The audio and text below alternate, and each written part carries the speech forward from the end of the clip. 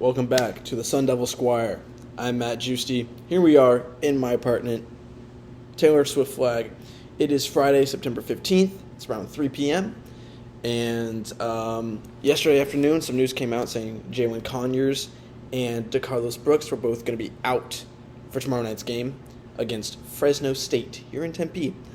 Jalen Conyers, of course, is the face of the team and the starting tight end. Did a lot of campaigning around Tempe last in the offseason, promoting ASU football, promoting Dillingham. So, big loss for the team there. DeCarlos Brooks is running back number 2. He's a transfer from Cal. And both these injuries are undisclosed. Are disclosed. So, we don't know what they are. So, we're going to see what happens on Saturday night. Probably Messiah Swinson's going to start, and then probably Tevin White is going to take DeCarlos Brooks' carries. This should be a heavy Cameron Scatabo day. Fresno State, over the first 2 games, they won both of them in very tight games. High scoring, very tight. They beat Purdue 39-35, and then they beat Eastern Washington 34-31. So this defense is not great per se, but the offense keeps them afloat, and they win the close games. They have a running back, Elijah Gilliam, who is pretty damn good. He's averaging 4.5 yards per carry, and he's really the only running back on that team that gets touches. They have 2 good wide receivers in Eric Brooks, who's their leading wide receiver, and Jalen Gill, who was formerly of Ohio State, was a 4-star recruit out of high school, and then played the last 3 years at Boston College. He's a grad transfer at Fresno State. So this is his 6th year in college football. The D-line of Fresno State does not get very much pull, they don't get a lot of push into the backfield. They only have 1 sack all season in the first 2 games, and it was by a linebacker. So what I'm going to hear is this is going to be a very evenly matched game between the ASU O-line and the Fresno State D-line. However, their DBs are very solid. They have caused 2 turnovers this year, both on fumbles. Their quarterback is Mickey Keene. He's averaging exactly 300 yards per game. He has exactly 600 yards in the first 2 games. And he's been pushing the ball downfield and, throwing to the flats. So he's been doing a great job for Fresno State.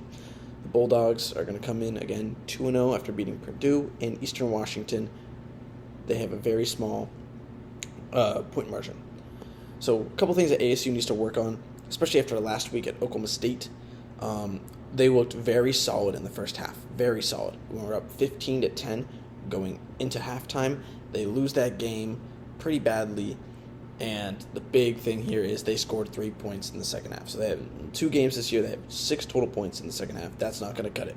So whatever happens in the second half or in the locker room needs to switch. Dillingham, he's doing a great job in the first half. Great plays, great calling. The offense seems smooth, especially early, which we didn't expect, especially with the freshman Rashada. And they need to change their offensive strategy. Even though what's working in the first half is not working in the second half.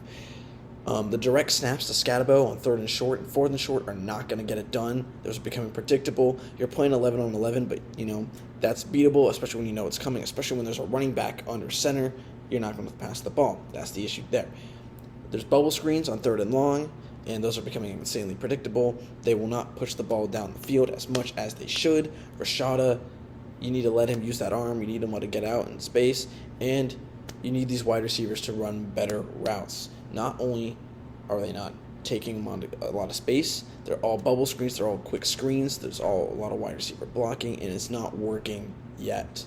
This is a huge thing. And they need to run the ball more with Scatabo and more up the middle. He's much better up the middle than to the outside, and the O-line just isn't good enough on the outside, especially the tackles, to allow for Scatabo to take the outside. And that's what Oklahoma State was taking advantage of.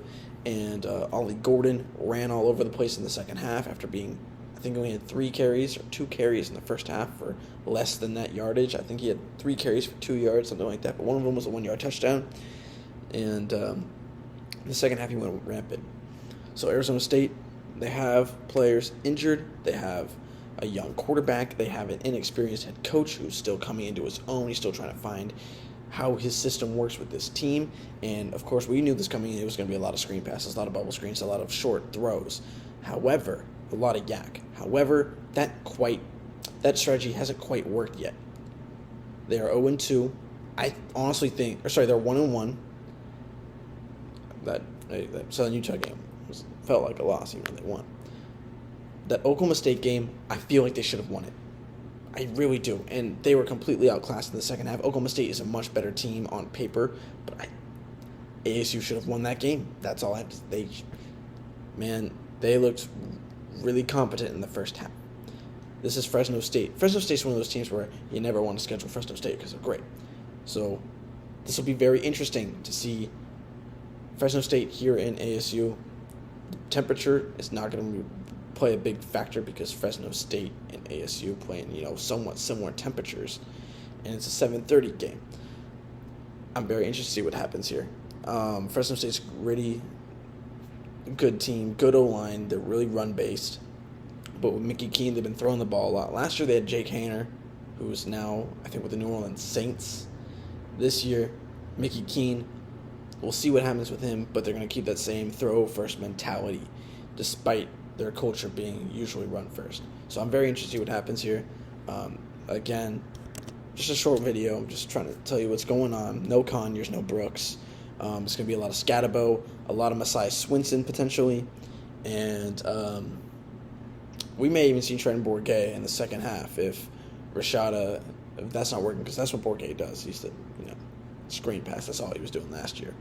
But we'll see. It'll be interesting. I still think their best shot to win is with Pine or Bourguet for this system. In the long run, it's obviously Rashada. However, Rashada's the most talented between those three. Pine would probably be second, and then Bourguet. However, Bourguet is, I wouldn't say he knows the system because he's totally new to it this year. However, I think he's more poised than Rashada. Not a knock against Rashada. I would like to see Rashada play the rest of the season, but I need the offense. I would like the offense to be better suited for Rashada rather than for a Bourguet or a Pine or a limited quarterback. I don't know how to say this, but this is an offense that you are okay with a non-skilled quarterback who's just gonna be a robot. But you want all these athletes on the outside, and Guillory was not playing well. Stovall was okay. Badger didn't even play that well last week. He had a couple good plays, but there's some drops. There's drops. And Sanders was very disappointing. So we'll see what happens, and I'm going to be there. And I'll record a reaction to after the game if we win or something. Awesome.